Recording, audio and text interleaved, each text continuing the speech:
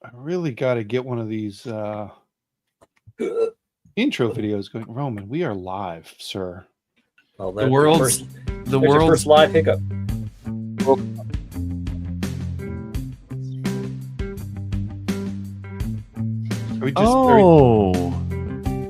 With this new video thing, Django's titling the episodes on the day of. Wow. What? Oh yeah, I did make up a Nice. yeah. Django and Roman versus the Marvel Universe. Mm-hmm. I really got to come up with a good way to decide when to fade this music out. I think. I agree. I wonder if there's a Just turn it up. Crank it up. Oh, I found the fade button, you guys. Yeah, pretty rad. and then syncing up the fading and then like the video coming in, you know? Oh, yeah, that's a good idea. Like sync, you know. Yeah, say back from the top. Yeah. Yeah. All right, like give that. it a go. All right, and now give it a try. Give it a practice. Okay, you ready? Nope, that sucks already. That wasn't a fade. Oh, everything's wrong. That was wrong. That was wrong. Oh, it's an audio podcast from the bowels of Bellingham, Washington. That's the intro, right? Yeah, absolutely. Hey, everybody. Welcome to the Comics Place Presents the Perfectly Acceptable Podcast, episode 401. 401. Wow. It's a podcast about comic books put on by three boys that love comic books. And once upon a time, it was just an audio thing. And now you can watch it live with us while we do it because it doesn't take us like 5 hours to do anymore. And we're not as concerned about being irresponsibly drunk by the end and saying foolish things. I'm Jeff. I'm Django. I'm Roman. Oh, It's great to see you guys. Welcome in. We're beginning the 400th turn around the sun now. 400 is a lot. It's a lot. Wait, we It's go a around lot. the sun once for every episode? Yeah. Oh, Wow. I'm No old. wonder we're so tired. Yeah. Oh, I'm old. I just realized that this is a lot more years than I've been saying for a long time. 401 years old. Wow. Oh my God. Wow. I want a green burial. A green burial. I don't know Yeah. what that means. Compost me. Hey, Deal. listen. Okay. Hey, since the last time we all got together, Roman saw Fantastic Four. So Roman, can you just ever so quickly tell me about Fantastic Four? Not about it. I saw it. Yeah, you saw it. It was like it was full of wonder and awe and cool sci-fi stuff. Okay. Galactus is awesome. Galactus is awesome. Okay, so He's this is a basically very just a kaiju, right? No, Yeah. Sure, You know, I guess.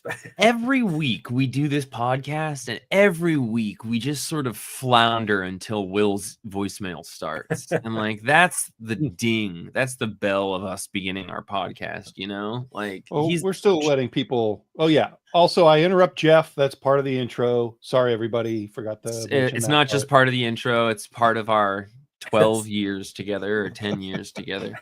Django and I recently celebrated our 10-year anniversary. Guess what we did to celebrate it? Nothing. We didn't do anything. What is Stayed the in our 10 years? houses. Is 10 years? Is that wood, silver? What is that? It's wood. Every year is wood. Every year is good. wood. What is the 10-year anniversary? Guys, Platinum. can we go back to that? Because that's my favorite joke I've Aluminum. told in a really long time. Wood every year is wood. Every No, year is you wood. said a better one yesterday that you similarly needed to backtrack and make sure got recognized. Well, I just like to point at my jokes. Like, Yeah, there was a really good 'cause one if I yesterday. don't, nobody will. There was a good. I give you credit when they're good. Well, that was part of the joke. There was a good one yesterday, and you said it was your favorite thing you said in a while, and I was like, yeah, that was actually quite good. Can I ask a question? Thank you, Django, for being here to provide content for us. What do you got? Hashtag content. Did Will send us an email? Yeah. Get us out of here, Will. Okay. Hello and happy episode number 401, my friends. Last week we were talking about new beginnings, retcons. This week, 401, we're talking about 401ks, retirement. If you guys could force any superhero comic book character into retirement, who would you force into retirement, Wow. never to be seen again? Turn up. Love you guys. Awesome. Great question, Will. I know that we've all been thinking about 401ks lately. That's why Django and I got into the comic business. Mm-hmm. Yeah, we're big 401 guys. Dude, 401 men. I don't even know what a 401k really is. Well, luckily he didn't ask us what a 401k is, or we would have been in big trouble. Do you know what it is? A retirement. Okay. But We're never going to do that, so it doesn't matter. Yeah, Who needs to retire, you guys? Yeah. Who do never I- to be seen again. Who do I just not need to see anymore? I've got one. Yeah, of who do course you got, What do you got? Roman? A very obscure character, Gunfire, at DC. Is that the guy whose flesh turns into guns and it's really gross? I think so. He was one of those guys that came out of that summer annual crossover that introduced Hitman. Hitman's the only one that succeeded. Yeah, he is. But I think Gunfire's still around. He pops up every now and then. But we don't need him. All right. Okay. What about I got two. You got two. Okay. What do you got? Batman and Robin. Deadpool Oh. and Zack Snyder, or sorry, Michael Bay. Deadpool Yeah, and they can Michael both go. Bay. That's pretty good. I think I would have to say this is blasphemy for you guys. You better not say Galactus. Plastic Man. Galactus? Yep. Galactus can't retire. He's He's a universal constant. yeah. He's beyond good and evil. I feel like we've read the story where he decides not to eat Earth and he doesn't need to backtrack that over and over and over. Dude, the time Just where let him stick- Hickman wrote him in the Fantastic Four big book, that was awesome. Do you remember? Yeah. Galactus shows up on Earth and he's like, guys, I'm getting a weird reading beneath your surface. What's that about? And it's his corpse. Yeah, that's pretty And- cool. A future Galactus body that was used to power like a time machine was buried beneath from like the future was buried. That's cool. You telling me there's going to be something that's that good or better coming up? I'm just saying. And then later on, they did a thing where he He's still got became road like to tread. the Lightbringer or whatever, where he was like the opposite Yeah, of Galactus, and he Yeah. like created life. that was cool. super cool. Yeah. Yeah. Listen, I got to tell you guys, Yeah, Ambulance was a cinematic masterpiece. Okay. And if you're telling me that I can't retire Galactus because you liked a story that he did a while ago, That was Hickman saying- not that long ago, and I'm Al saying- Ewing even more. Michael Bay's got to stick around. Michael Bay can stick around as long as he's not doing Transformers films. As long as he does a series of Galactus movies. Oh, yeah, Oh. because he would make Galactus look dumb as hell. Wow. So, Django, that's crazy just because I didn't think anybody was going to be picking any of each other's like top 5 favorite comic characters. I'm just saying, I think the world would be better if Robin stayed dead and Galactus stayed gone. Galactus. Both Robins. Retire them both. Let them be gone. There's so Let many. comics change. There's so many. So can't Galactus stay alive? Just not on our planet. Just not seeing him. Yeah, on but Earth? he's retiring. What was Wow. what was the question? Who do Yeah. we send off to not be in comics anymore? How does Galactus retire? I mean, he has to keep eating to live. So does that mean he dies? Well, I Yeah. guess I'm just curious if you need Galactus to cease existing or just not show up on Earth to try and eat it anymore. I got nothing. I'm not a writer. I'm not HR in Galactus's place of work, so I can't force him Wow. into retirement. You could try though. You could say more mean things. You could say more mean things to him, and maybe you'll just finally hurt his feelings enough. I'm just yeah, but, whatever. Wow. This is my favorite no but episode that we've done so far. Django's been in a mood for like months, so that's why there's been a lot of no butt episodes. He's got no butt. That's me. That's my mood. No butts. Oh, Kyle Northrup in the chat, if you're just listening on audio, suggests Doomsday. One character to get rid of forever. Doomsday. I could go with that. Yeah. I think that's a really good call. Yeah, just don't say it's Galactus, Kyle. Because as we know, sorry, Roman, as we know, I hate Doomsday as spoilers as the time trapper. So yeah, get him out of there, retire him. Well, yeah, I think that the emphasis of him being the character that killed Superman was really lost with him coming back and disappearing and coming back and whatnot. Yeah. I do like the time trapper, the trapper keeper story, the story of the enormous trapper keeper through time. Always fix it in post. And I do really like the every time he dies he gets stronger thing. I think that's pretty cool. But yeah, I think as far as the character that killed Superman and then Superman died trying to, he needs to be not around for that impact to be felt. Speaking of Superman, Django, Roman, can I ask you guys a quick question? Please do. Did you read Superman, the Kryptonite Spectrum this week in the comics? Jeff, if you had asked me 17 hours after comics came out on Wednesday, if I had read it, I would have told you that's the only comic I read because it's not going to get any better than that. Wow. And I do think you told me that on Wednesday morning. So yeah, I retired all other comics because this is as good as it gets. So this comic and Galactus are just hanging out in space together, or not in space, in the anti-space. They're on the other side of time, beginning or end, but they're not in it. Grant Morrison, the writer character. Oh, I love them. Superman, the Kryptonite Spectrum, book 1. Okay, but before we get into this, that was a tease. Yeah. Little trailer for people. Everybody, what Django suggested has come to pass. And Assorted Crisis Event, or Ascrive. Ascrive is going to be coming out. It continued to come out. So this volume was wrapped. It very well could have been, the end of the series. It did. Django made the comparison to Ice Cream Man, which this book made me think of because it's the same creative team. That seems to have gotten extended, and I don't know how long, but the Ascrive lives on, everybody, and I cannot wait. Go forever. Just like Galactus. Well, almost. We retired him. Okay, he's gone forever. Yeah, go forever. Superman Kryptonite Spectrum. This is written by W. Maxwell Prince with art by Martin Morazzo and Chris O'Halloran on colors and good old Neon on letters.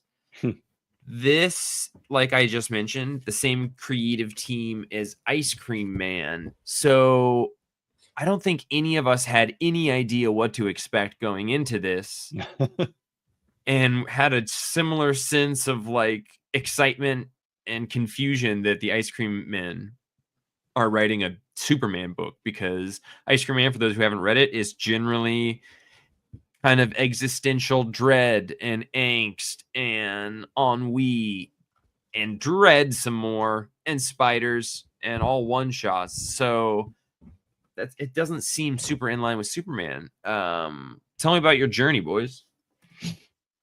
I mean, I jumped into it ready to read an Ice Cream Man issue, and I was not disappointed. I really love his take on Batman and also Superman and Lex Luthor. And just the way that they play with the medium here under the guise of kryptonite is really fun. And I told Logan at the shop today that I could see this. I could see this team doing a good Bizarro story, which I think doesn't always happen when Bizarro enters the scene. Totally. Yeah, they could really do some clever stuff, because it always bugs me when you have a Bizarro story and the writer is too loose with Bizarro rules. There was a storyline, I don't know when, back in the first run of Batman Superman, where the writer, it was hard to read because the writer followed the rules so closely that it was hard to decipher Bizarro's speech patterns, because everything was backwards, not just a couple things. Yeah, Bizarro is one of those characters that very much who the creative team behind the book that you're reading with them in it is incredibly important, because everybody approaches it a little bit different. Mark Wade was doing a Bizarro run not super long ago, right? Was Mark Wade? I Did he? think so. Yeah, I think he did do a little Bizarro. And I think that we were like, yeah, I like this. I think that, but which is awesome. Grant Morrison's is great, but it's like pretty extremely.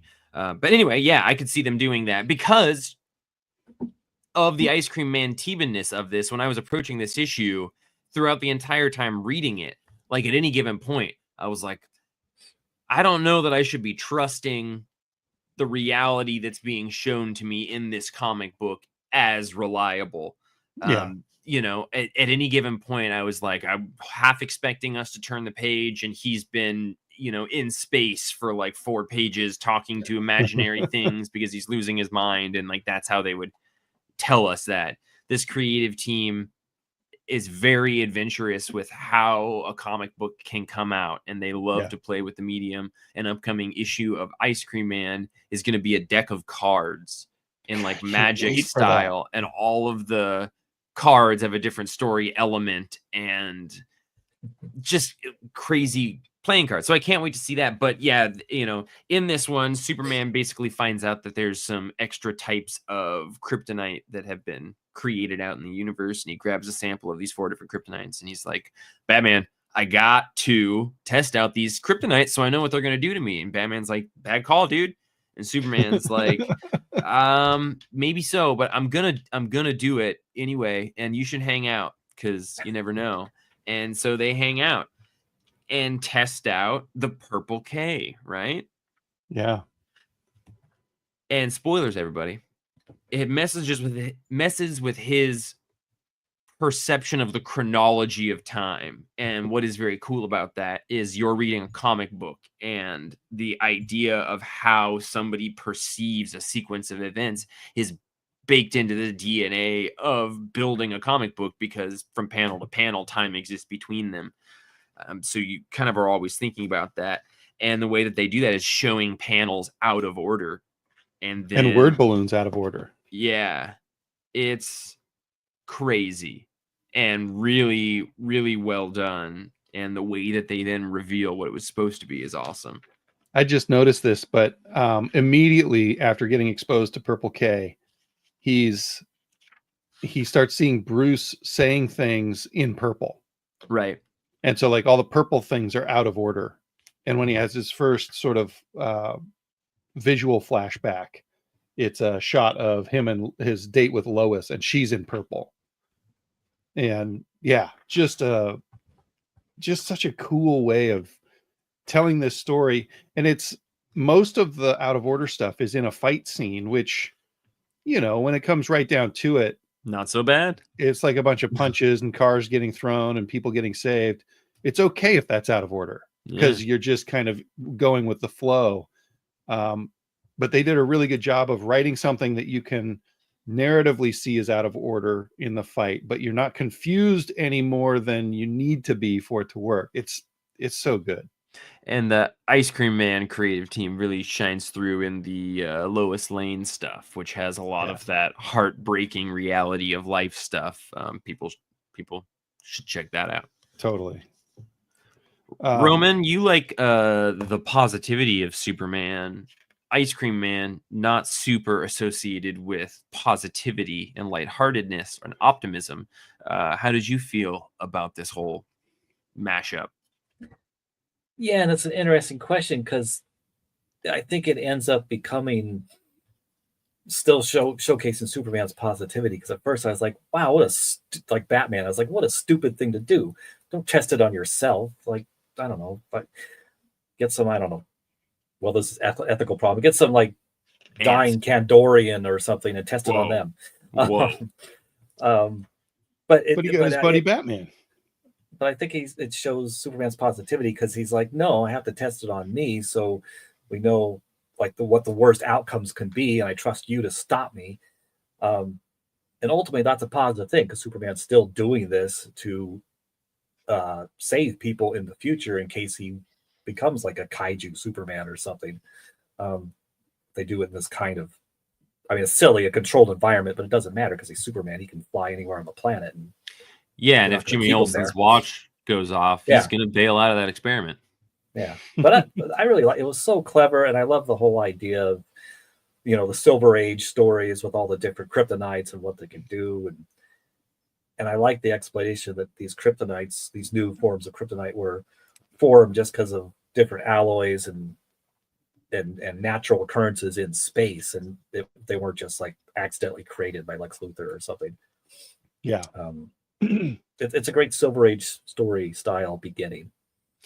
Yeah, I like that point a lot because it can be hit or miss whether you're even getting comics that feel referential or reverence for the Silver Age. And when they do, it doesn't always also mean that it's going to be great. Like that Metamorpho comic just kind of wrapped up, and that was even earlier, but like it didn't have a super long life. I think it was canceled. So this is like, there's a lot of paying homage to that Silver era of comics, but there's also like this deep effed upness to it. And I love that because, I love all the positivity and the goodness of Superman, but I also like seeing any time I'm reading a comic and it's like, makes me be like, oh, that's dark. Yeah. So that's I like to be what they do. Liking this how Luthor is not just a maniacal bad guy, but he's a little crazy, and he keeps on quoting Yeats and things like this, and kind of gruesome ways, and he's a little more sicker than he usually is. I do like this Lex Luthor quite a bit, and nobody like Martin Morazzo and the Ice Cream Man, group, very unique aesthetic. There's no one that looks or draws quite like he does. He's a little bit in that Frank Quietly camp in terms of style. This gave me real. Oh no, I can't remember his name. I just had it. The artist who did that Green Lantern one shot and did Seth Fisher. Yeah. I got a lot of Seth Fisher vibes out of the Batman character design. Just like his costume's a little bit oversized, almost like he's kind of rumpled. Yeah. And I know exactly what you mean. Just a level of detail in there. I was looking through this, and there's not a single page of original art I wouldn't love to own from this book. I was just thinking, like, God, I wonder how much it'll be to buy a page of this. Every single page in here is gorgeous. Yeah. Even this is the one I want. Yeah, it's pretty good. Oh, yeah. It's pretty good.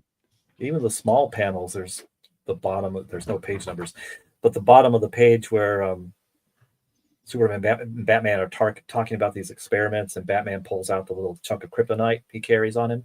Mm-hmm. That final panel at the bottom, I just love that, because even without the dialogue, the body language is clear, because Supes is kind of like petulant, and Batman's just like, yeah, matter of fact. Well, I got a score for this guy. Yeah, what is it? Well, what do you think it is, buddy? It's a 10. Yeah, I gave it a 10 too. Yeah. Yep. Oh, 10. Oh, 10's all around. Yep. Oh, 10's all around. 10 different kinds of kryptonite. Oh crap! They did put his pages online to sell. Oh yeah. And every page is sold except for one, and Which it's $150. Oh, that's so cheap. It's the Lex Luthor going into the vault. Dang! Wow. I wish it said how much they were charging. I gotta find out how much that page was. I want to know why that vault says mock. That's got to be a clue to something. MOC. Yeah, MOK. MOK. It's it's the shortened version of MODOK. Oh, of course. Yeah. Dude, I should have looked this up earlier. $150 for a page is insanely cheap for a DC comic. Yeah. I love this cliffhanger last page too. Oh my gosh. Big old soupy. Big old soupy. Well, do we want to stay in the Superman range, or do we want to jump to something?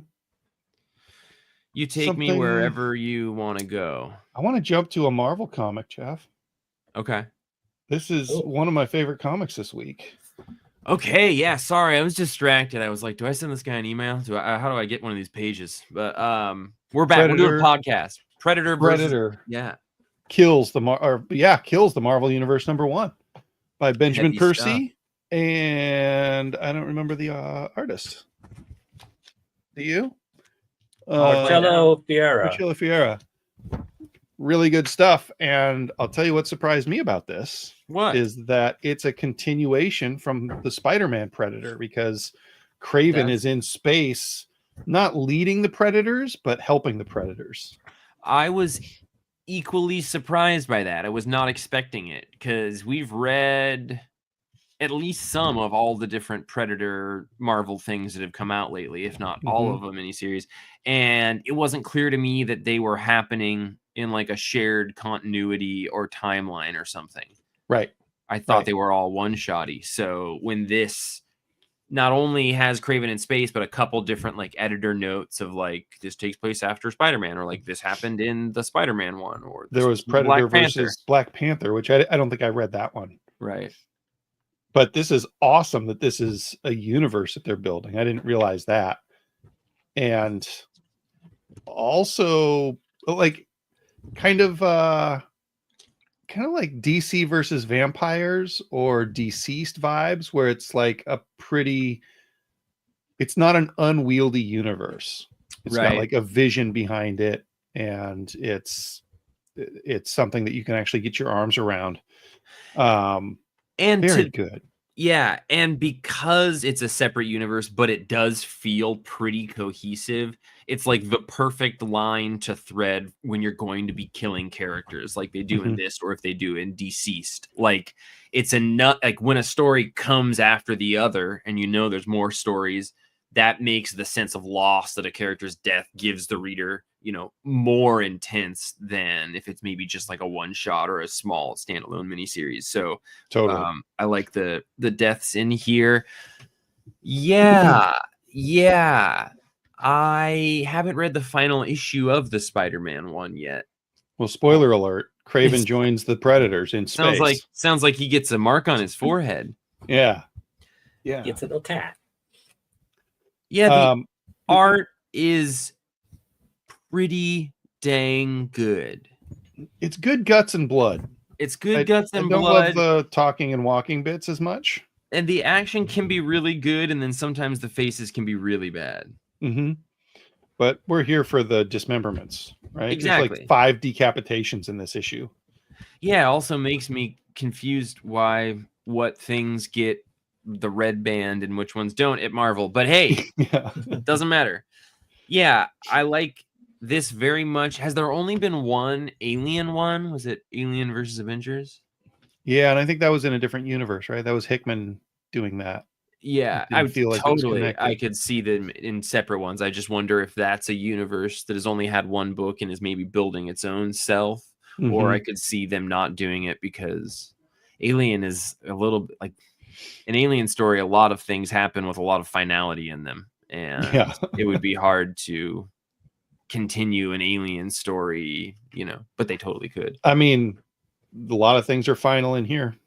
Yeah, man, it just occurred to me, like, you know, the leftover Avengers from the Hickman book flying around in space, hunting or being hunted by symbiotes. Yeah. Symbiote aliens, rather. So in this, we open with the death of all of the Guardians of the Galaxy. Yeah. And then we move on to threats to the Fantastic Four. And as I was reading it, I was super into it. I mean, the page turn with the Predator and the Weapon X outfit. I saw that page and I was like, Django's going to love that. Like, he loved that. I saw it coming from a mile away. Yeah. Because we meet the doctor. And I was like, I think that's a Weapon X doctor. But watching some of the Fantastic Four just get slaughtered was a bummer. Yeah. And like, as I was reading it, I was like, well, this doesn't feel very escapist to me at all. This sucks. Yeah. So I'm definitely going to keep reading it, but I'm probably going to prioritize deciding the best time to read it, because I don't want to read it if I'm a little bummed. Yeah. Yeah, that was rough. I still don't even understand what happened to Reed exactly, but the one that got Me me neither. was Ben. Mm-hmm. Yeah, because Reed's just drinking coffee, and all of a sudden, Well, he stretches his arm back to get some sugar for Ben's coffee, and then something with adamantium and other technology cuts his arm off, Yeah, and he bleeds out. so there's an invisible predator there. makes Uh, I sense. guess. They do that. yeah. Okay. Yeah. Okay, that makes sense. I wasn't sure. Yeah, it's funny. Even though, despite the title of this comic, I somehow wasn't expecting so much death. I'm with Yeah. you. I'm with you. And, you know, it was death in a kind of mindless action way. So no judgment or anything. But, like, there wasn't a huge sense of weight to the moment of them dying. And that could be because we're going to be killing a lot of characters. So They got a whole universe to get yeah, through. we can't really believe. But I did feel like we maybe left a little emotional juice on the table. Mm-hmm. Yeah, to squeeze. Except for Reed at the end, but yeah, everybody else, Yeah. it was so fast. Yeah, it was very. I was thinking that it was fast, and then I just went back through, and I was like, oh, it was like 8 pages. Like, Yeah, they just really a lot of did. murder. Yeah, they gave it a lot of space. It just didn't. Yeah, the dialogue didn't maybe add a ton of weight to the moment, but I really liked it. It made me very excited to read the rest of it, and made me want to finish that Spider-Man one, which I really was enjoying. I really like Benjamin Percy. He's done a lot of these Predator books, and he did a lot of the Krakoa stuff, and I like him a lot. So excited for that. I do wish that it was like a classic Benjamin Percy artist doing this, like the person he did Wolverine with, and I'm blanking on their name. Yeah, I could use a little bit tighter art, Kasara. but I didn't have any complaints with the art while I was reading it. I didn't like either. until I started critiquing it. I didn't have any problems with the art. Yep. I think I feel the same way. Yeah. 9.0 from me. It gets an 8.0 from me. Nice. I'll give it a 7.5. Hell yeah. Just slipping down the hill. Sorry, Ben Percy. Hey, slipping down the hill is a great segue to talk about Fantastic Four #2. That. Dang, Jeff, you are good. Thanks, bud. I don't get it. So last month we had Fantastic Four #1. This is a continuation of Ryan North's series that he has been doing with a stable of artists. This issue 2 is done art by Humberto Ramos, who has been listed as the ongoing artist for this series, this volume of the book. So just an opportunity for people to jump on and kind of get on board. But what was interesting about the previous volume is it was mostly one-shots. And this volume is opening with a story that is being told over multiple issues. So that's cool. Mm-hmm. And we've famously talked about a ton of this previous series and the previous issue because it's one of the best books coming out, period. And this issue was continuing that incredible trend of being an amazing issue. So that first series, though, was 4 one-shots that were all tied together by an event leading up to them getting back to New York in like number 6 or number 8 or something. Like it was self-contained, but they weren't totally isolated. And this feels kind of like that. Like the end of the last one was definitely a cliffhanger. And cliffhangers is basically where I would kind of draw that line. Yeah. And I was thinking about that as I was reading this one, and like it seems like with the Fantastic Four movie coming out, assuming that new readers are finding this, having a hook for the next issue seems like a classic comic book way to get people to jump on the bandwagon.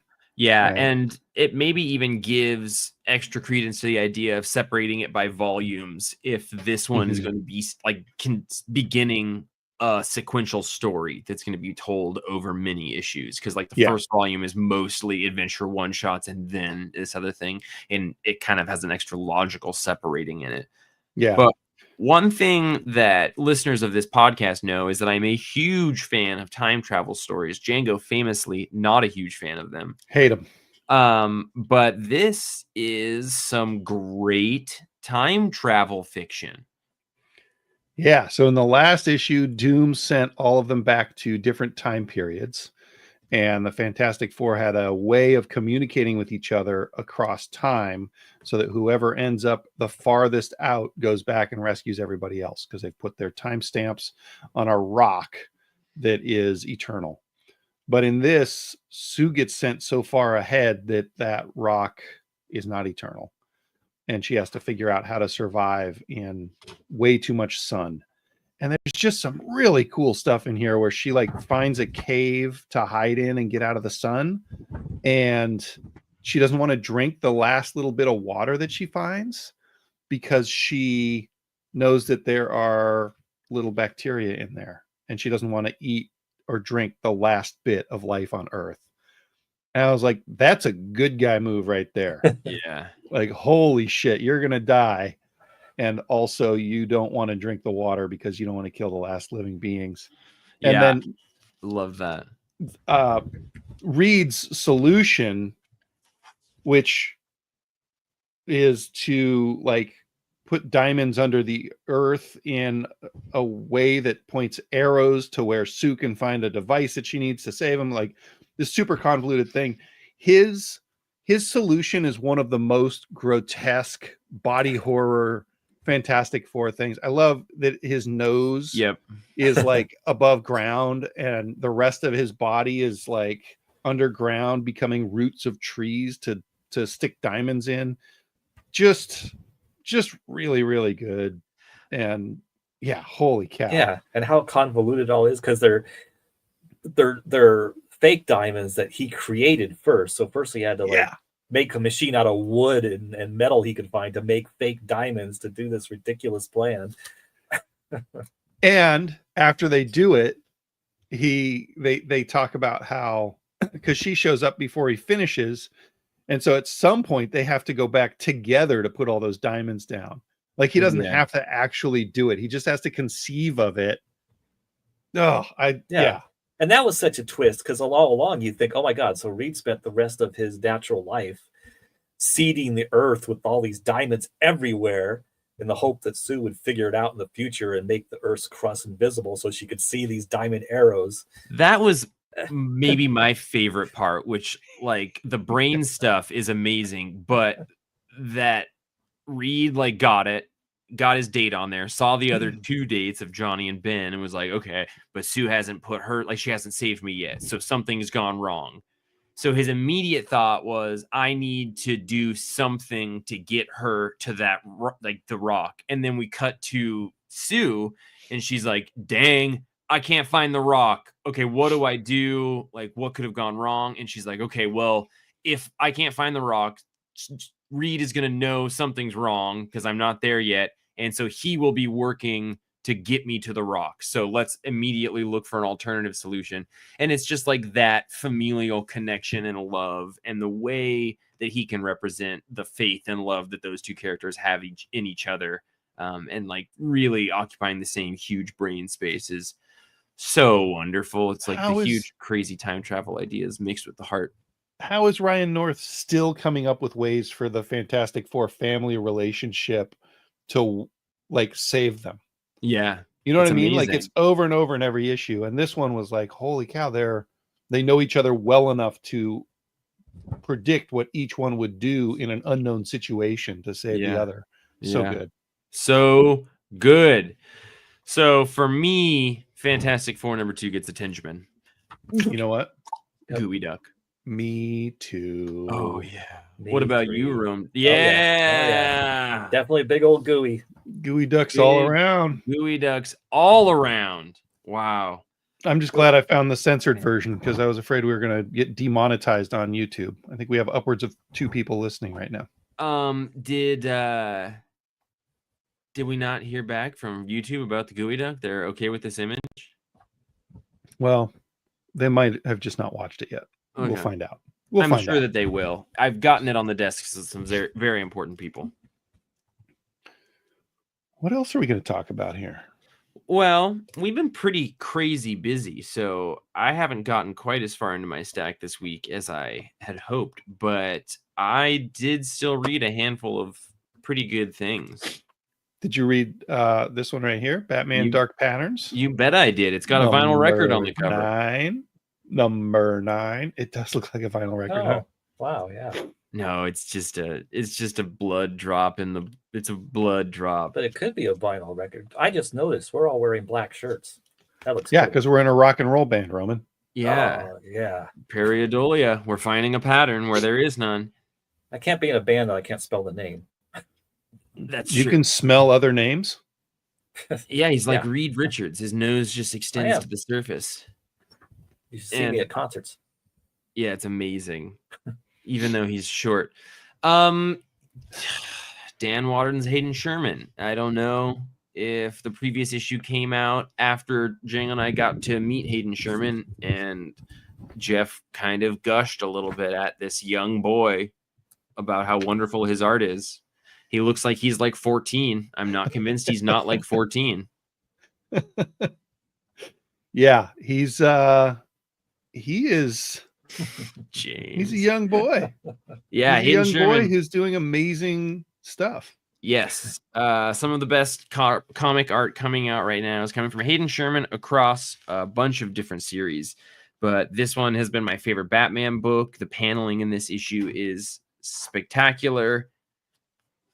It continues to look amazing. The design for Batman is great. It's like the best parts of modern Batman mixed with the best parts of Adam West Batman, and it works, which blows my mind. The amount of like big crazy pages kind of in people's heads in this issue are so cool. And it was a very good issue, but not quite as good as some of the others in my mind. Really? I don't fully understand it, but yeah. I thought it was awesome because the bad guy, there's just so many fake outs here and real consequences. Like the bad guy is this old man who is in a wheelchair, and it turns out that he's been trying to convince his family that he was in the Red Hood gang, and he wasn't.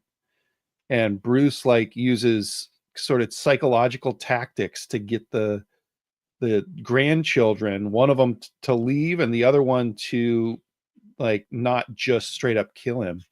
And then through a series of events, the grandpa has a heart attack after accidentally shooting the grandkid, and Batman can't get free fast enough to save them.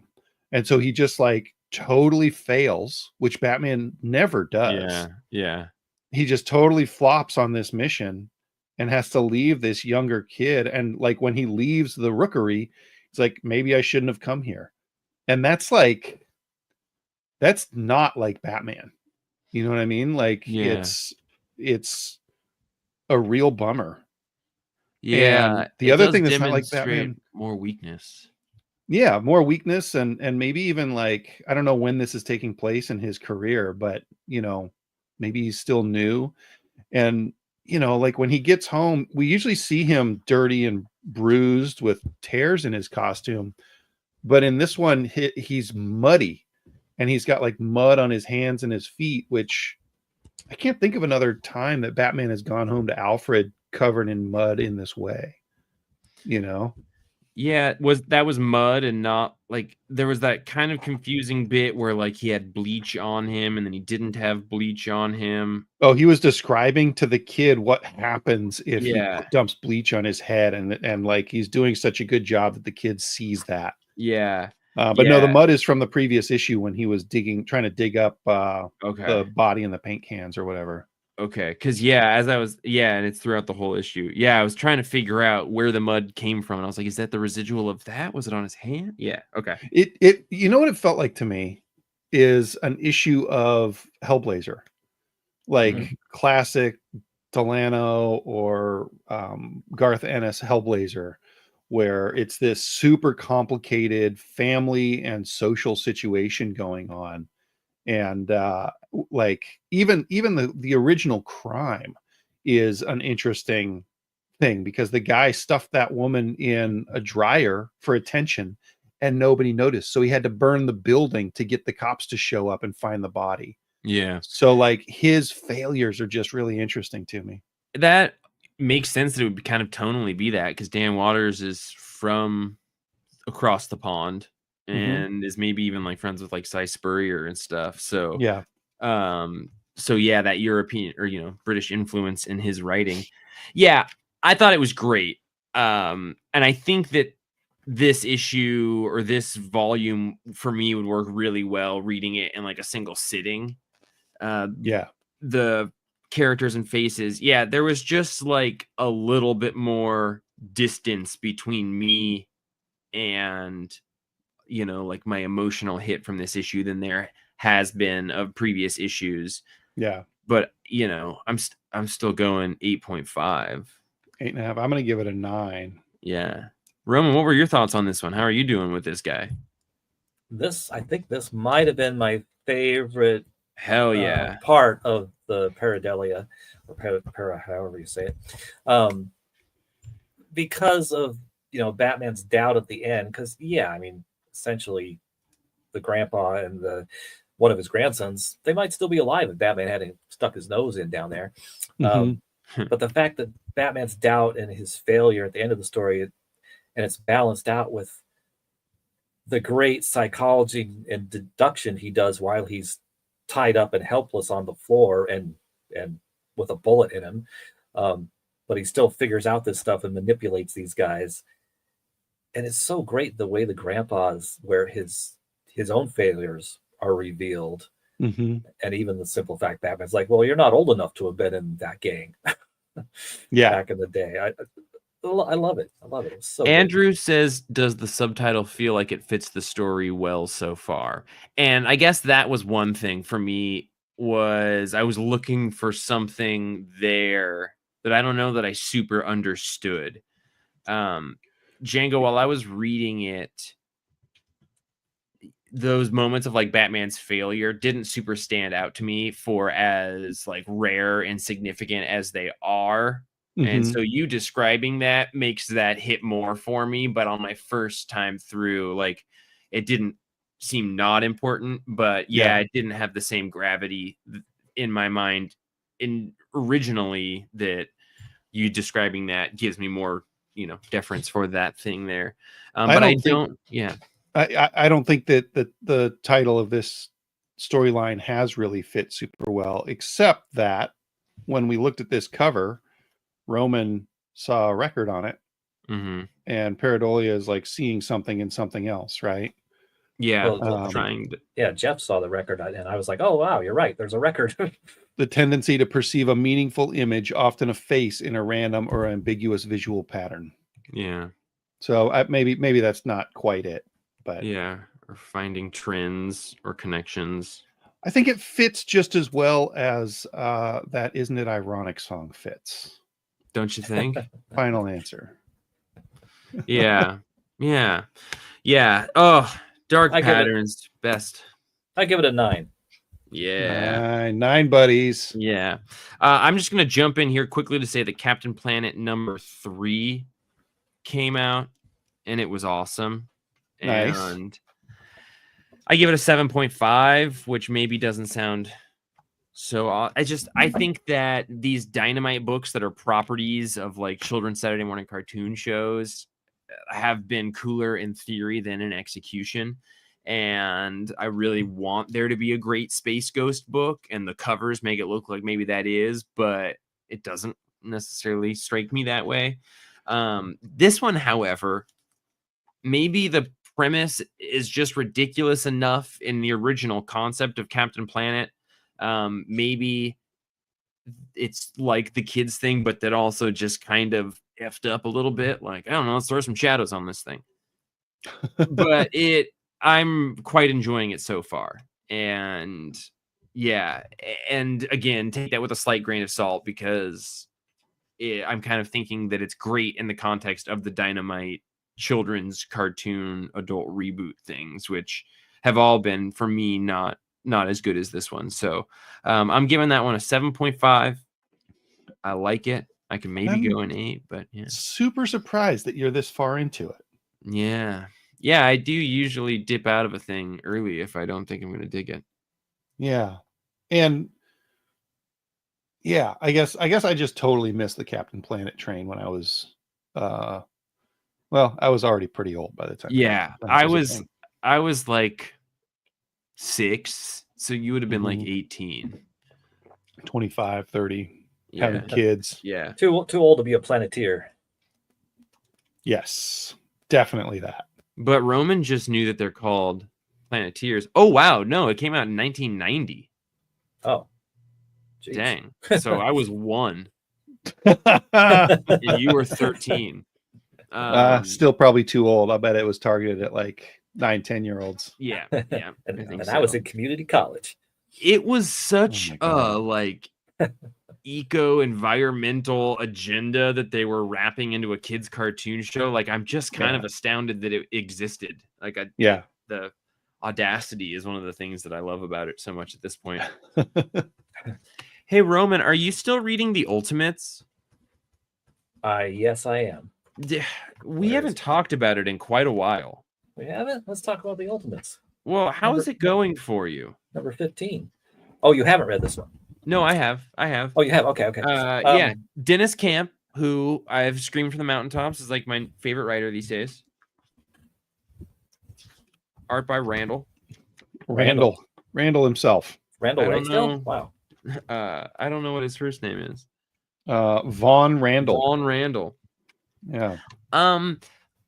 I have thought that this series has had the ability to like throw out particular issues that are amazing. I feel like the first like 6 or 7 issues were all really, really great.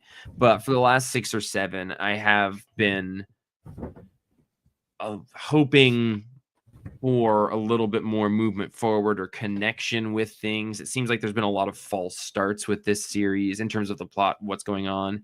And there hasn't, like, we've been kind of recruiting Ultimates a bunch, but then we don't really see them function as a team or those characters, you know, much after they're introduced. And when they do, they're not very good at it. Yeah. Are you reading this, Django? Yeah, I'm current. Oh, wow. I didn't realize that. Okay, cool. Well, awesome. So then what do you think as well? So yeah, all that to say, I'm still reading it and enjoying it. But it's my hope for it is a little bit beyond what it is. Well, there's another decapitation in this issue. So Yep, Marvel's we did all get about another the skull removal. Yep. It's yeah. permanent, you know. I don't super love the last couple of issues that we've seen. I do think it's good, and I'll bet that there's a reason that all these things are happening. But we're down to 3 months before the Maker is released, and before allegedly this universe, well, all these series end. I don't think Marvel has said that the universe is going away, but the books are ending. My guess is they're just going to reboot it #1s with new creative teams. Yeah. Yeah, I mean, obviously they need to get all their chess pieces in place in order to have this battle. And so this gives them Shang-Chi in on the team probably. And I don't know. I kind of weathered the first 15 pages because it was a story told with word boxes instead of word balloons. Yeah. I did like a lot when She-Hulk just kind of like flips the switch near the end and is just like, I'm gonna murder Bruce Banner. And like that was dark and rad. That was my favorite part of the issue. But yeah, I'm playing Baldur's Gate right now. I'm near the end of it, but I've like for the last like week, I've just been running around trying to like do quests so that people will want to join me for this final battle at the end that I haven't done yet. So it feels a lot like that. I'm like, okay, cool. I got like 16 people saved up for my party that I don't see and I don't know what's going on. But yeah, it's like we're, like Django said, putting the chess pieces together for this final battle. It also seems like, you know, Dennis Camp could very much go like a Hickman type route or like Bendis and like really slowly put all these things on the table. Like Hickman's Fantastic Four run was like that. And like there's a lot of setup that's going, and then when a domino falls, it's like this crazy machine starts functioning. So I hope that that's kind of what this is building towards, but that's quite a bit of faith to give somebody. We'll give Roman, it to what Dennis. about you? You're a Shang-Chi fan. I am, and I love the first half of this book. Those text box pages introducing this version of Shang-Chi. Yeah, but you read books without pictures sometimes. Yeah, right? he does. It's I do. crazy. It's so weird. It's crazy. I know. I was He trying to has like figure a whole shelf of those. What in are they every called? room. Novels, Yeah. Novels. I love a good novel. ungraphic novels. Yeah. Shen Kui. I don't need Shen Chi. I don't Chi. know how to Chi. say his QI name. is Chi. But then when it got to the modern times, I was like, then I really noticed that, oh, I don't really like this art. And then yada yada yada yada, and this version of She-Hulk kills. Well, it's not Banner; it's one of his like. Yeah, no, she's screaming that Hulk. she's gonna come and kill Yeah. Banner now. Yeah, she kills one of the Hulklings or whatever they're called. Which I is thought fine. that was confusing art-wise. I didn't know if that lady was She-Hulk or if it was the Hulk.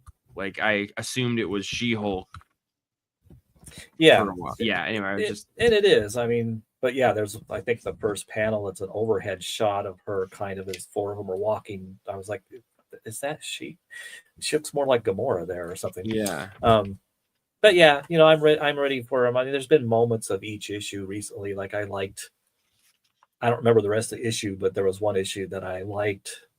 Hawkeye and Captain America kind of talking about their approaches during a battle.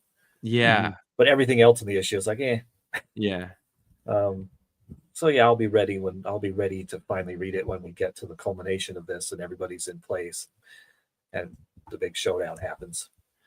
Yeah. I'm excited. I'm excited to see what it's all building to. It's maybe just gone a little bit longer than I would have thought. But an 8 o'clock for me. An 8 o'clock. You know what? That's what I gave it to.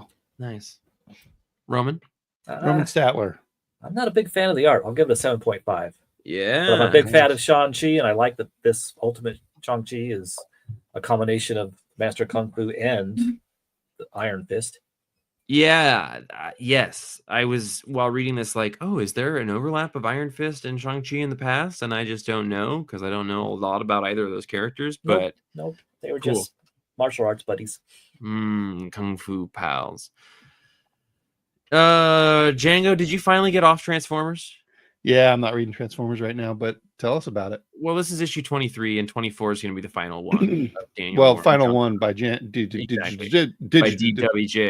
So, only one more issue. This is the penultimate issue, and it's got a lot of panache and a lot of weight behind it. And DWJ has been doing the Lord's work with this book, and Jorge Corona's art is really perfect for it. Basically on par with DWJ's himself.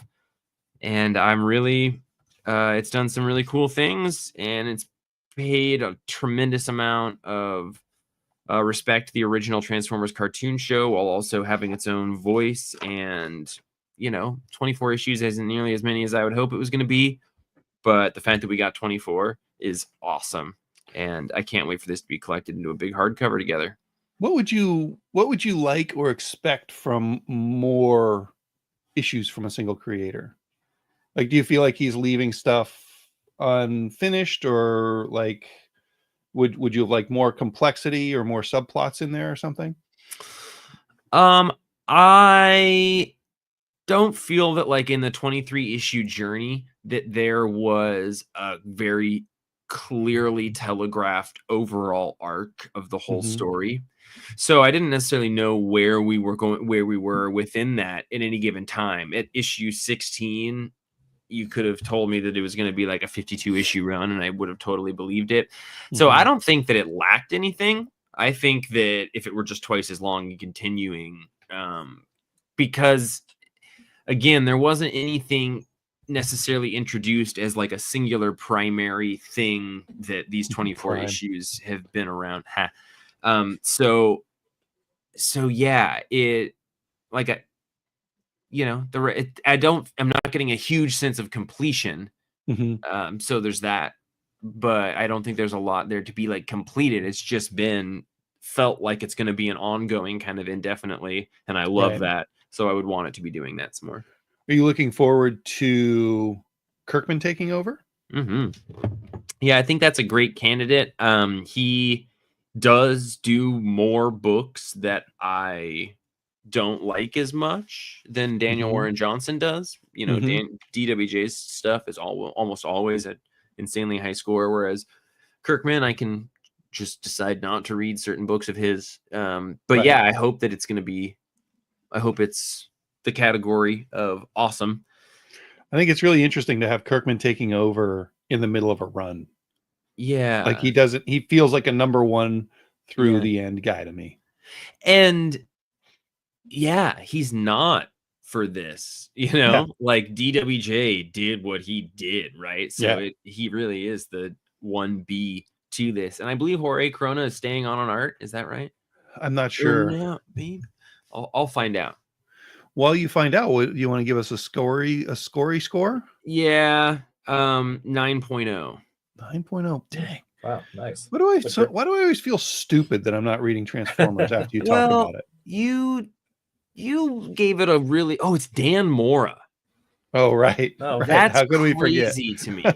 I don't know. The guy who draws amazing faces taking over. Yeah, amazing superheroes, bodies and faces. And yeah, so hopefully he can draw machines. James Burke says there's also a Daniel Warren Johnson art book crowdfunding campaign going on right now too. Yes, that is over on Kickstarter. We tried to back it, but they don't have a retailer tier level. So we sent the producers of that Kickstarter a message inquiring about their ability to create one because I Nice. want to back that. And we'll be Nice. getting it in. Django, what do you got left up in that there barn? Well, I don't have a ton, but I wanted to mention really quick Spider-Man and Wolverine #4. Did you guys read that? No, but I have it here in the stack. Okay. Open it up if you would, Jeff. You know, actually, it's it's right here. Okay. It's got some stuff. So first of all, it's not Carrie Andrews doing it. No, it's Gerardo Sandoval. Oh, And it's pretty good, but Carrie Andrews is pretty amazing. Unlike Right? anything, yeah. And as I was reading this, I got like 4 pages in and I was like, oh, I was reading this for the art. Mm-hmm. And I kept reading it. And then the art started growing on me. And I realized that what he's doing in here is he's doing Sam Keith Wolverine. And there's just like, there's whole panels in there that are just straight up, this is a Sam Keith Wolverine drawing.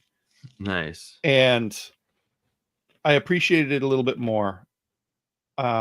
We got Peter's sister showing up. I think she's pretty new to the Marvel universe, right? yeah. Yeah. Like from a The last recent, like 2 or 3 years. series last 5 ago. years. Yeah. And she's pissed at Wolverine for killing their parents also. And she has a gun that can mess with Wolverine. So like the shot of her shooting Wolverine is pretty awesome. Okay, questions. Yeah. Did Carrie Andrews draw the second and third issue as well as I the first? think he drew the 3rd issue. Okay. Second Big and fan of third. Carrie Andrews. Yes, Gerardo Sandoval did like a Venom run and is kind of in that like homage to 90s image art camp of the modern artist. Which is also Carrie Andrews, right? Like similar kind of thrust. Yeah. I think I just don't like these body proportions consistently as much. I always kind of put him there with like Ed McGuinness.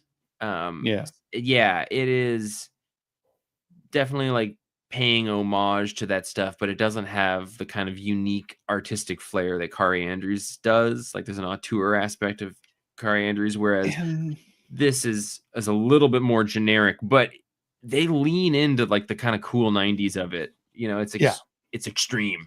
I think that's trademark. James Burke is asking if it's Peter's clone or his sister's clone. I don't know. James, God. I don't know whose clone sister's weapon F this is. Weapon. I think this art could probably benefit from a different color palette too.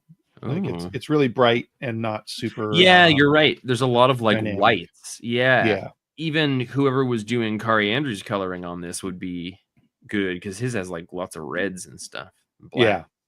I don't know. I just thought it was interesting that this has such a Sam Keith vibe to it on some panels, and weird to change key artist in the middle of a run like that. I'm assuming it's like a 5 or 6 issue series. Yeah, that is a And weird if that's spot. the case, Marvel, get your scheduling shit together. Like, Yeah. let these guys have enough rope to finish a book. Because he just did Rain 2. Like, Yeah. it's a lot of things piled together chronologically at the same time. I'll wait 2 more weeks for the Yeah. art to get done. You Yeah. know, Yeah. I guess I felt a little bit betrayed. So for the betrayal, I'd give it a 6.5. But to Okay. be fair, I'd probably give it a 7.5. Okay. Still a pretty good, interesting comic. Well, I'm glad you made a Sam Keith comparison. I know you like a Sam Keith. I do like a Sam Keith. I met him once. You know, he's like a hairy version of one of the girls he draws. Yeah, you Like in a good mentioned- way. I'm not trying to be a dick. Oh, in a good way. Okay. No, he mentioned that like he was referring to somebody and they had like Sam Keith girl glasses. And I was like, I don't know what you mean. And he was like, oh, like Sam Keith draws girls all the same way. And like when you meet him, it makes a lot of sense because they look like him. Yeah. Interesting. Roman, did you read anything else interesting that we didn't talk about? Yes. Did you guys read Avengers Oh, and the and we're out Veracity of time. Trap? Oh, No, you son of a Because gun. you and Ashton took them home. Yeah, we only got 2 copies. Well, we got My- 3, but we needed 1 to have on the shelf. But we received the order that I then placed that day when I realized you two had selfishly taken them. I ordered Monsters. more, and they arrived at the store today. Oh, So I good. checked those in. How is it? Good. It's great. Chip Kidd and Michael Cho is the artist. It's What is great. it called? Huh? Veracity Trap. The Veracity Trap. Thank you. Great Silver Age story type of story. Hulk's still on the team, and he's drawn in that Jack Kirby wear where he's hairy chested and hairy arms and kind of looks like a big green Jack Kirby. The Django form. Yeah, Great. it's great. It's every other page is kind of an old fashioned Marvel masterwork pinup style, but it's still part of the story. And Loki has created the Veracity Trap that ends up being this awesome meta thing that you'll love this, Django, that the part of the meta-ness of the story is that I don't want to spoil things, but it involves the actual creation and production of comics down to like whether the color plates are in register, and that's important. Important That's plot awesome. point for the story. That's And- really cool and pretty Chip Kid-esque to be meta Yeah. like that. Yeah, it's very Chip Kid-esque. Great ending, great homages to Kirby by Michael Cho. Dude, it's just worth mentioning that like Michael Cho's art is gorgeous. If for anyone watching who's not familiar, he did do that cover image shot that's there. Every page is gorgeous. There's only a couple people that I would say can kind of really be mentioned in the same breath as Darwin Cook, and Michael Cho is one of them. Yeah. I mean, just random pages. I mean, I don't have very good light in here, but cool monsters and stuff. And it's just so much fun. I'll give this a 10. Hell yeah, Gooey Duck. Hey Django, so this Sorry, is my put gooey out, duck arm's getting tired. yeah. This book was put out from Abrams Comic Arts, which is the same people that put out Alex Ross's Fantastic Four Full Circle, which also had a similar kind of like page count and binding shape. Was a little bit hard to get in at the beginning because it was being distributed from one place in specific and not where we got most of our Marvel stuff. I was glad to have actually caught this one. I should have ordered more, but I did. They're here. So you can come in and grab them, folks. But yeah, what do you know about that Abrams stuff? I feel like now you know more about it than I do. I think they're just a publisher that wasn't distributed very well through Diamond. So I think that we would have been able to get them. I don't think that it was out of print. I think it was out of stock. Yeah. When it first came out. and they were still able to be got. I don't know much about them, but I love that they're licensing these Marvel books and doing these cool things with them. Because Yeah, I guess that's more what I badass. mean. Like, so is it a company that's licensing these characters, or like are they a subsidiary of Marvel, or what? I don't think they're a subsidiary of Marvel, but you know, this is so far out of a normal Marvel comic book publication because it's a big fat one shot. Mhm. Does Marvel even do that? Well, on the back, it's Marvel Arts and Abrams Comic Arts. Yeah. So whatever Marvel Arts is, I guess that's kind of a Marvel imprint. But Marvel doesn't really do hardcover graphic novels at this point. No, not Like, originally. they haven't really done it since the Yeah. 90s.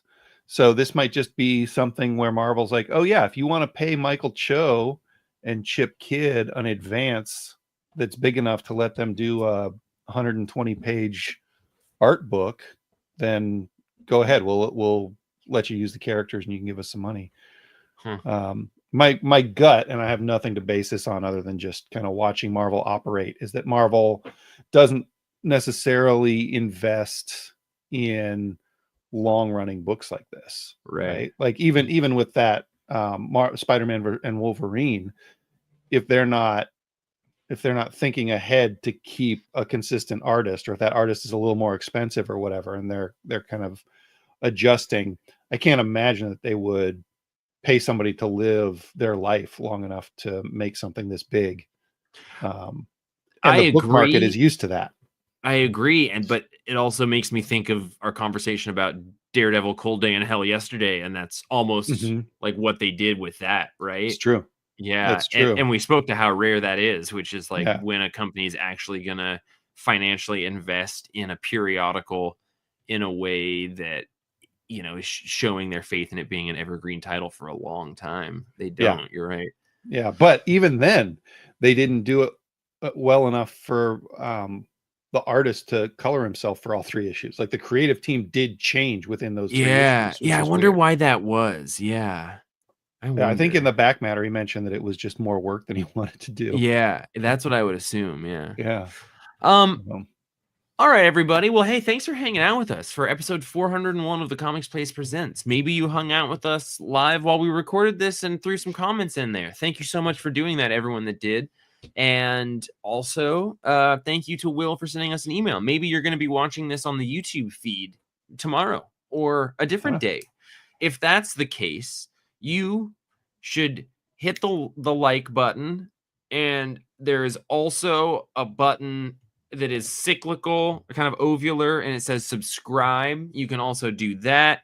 And then Django texted me and said, make sure I say to hit the bell, so that way you receive notifications when we go live. Yeah, hit ring my bell and honk my horn. Exactly. Gooey duck all day long. Honk my horn. You can send us an email like Will did. We would love that by sending that to jeff@thecomicsplace.com. That's a new email address for the podcast specifically that Django set up for us. Just throw an email in there. You can attach a voice memo or write it in there, and that's great too. We will see those things and we will love them. Django? Andrew, Number 9. I thought that Andrew had posted number 9 over and over, but I just kept seeing the same comment over and over. So is that what you're trying to get me to talk about? Probably not. No, Number no, 9. didn't know Number about 9. that. Yeah, if there's a Beatles song I hear referenced a lot, it's that one. Number 9. So That's my new favorite joke I've told in a while. I liked it a lot. If you hadn't jumped into that, I was going to publicly shine a light on how great that comedy was.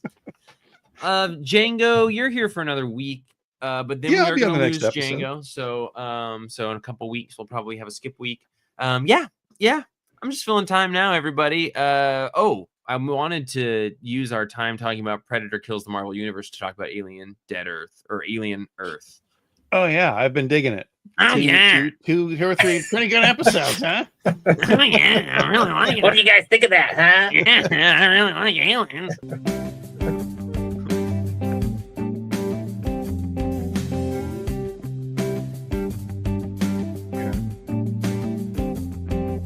I'm Django. I'm Jeff. I'm Roman.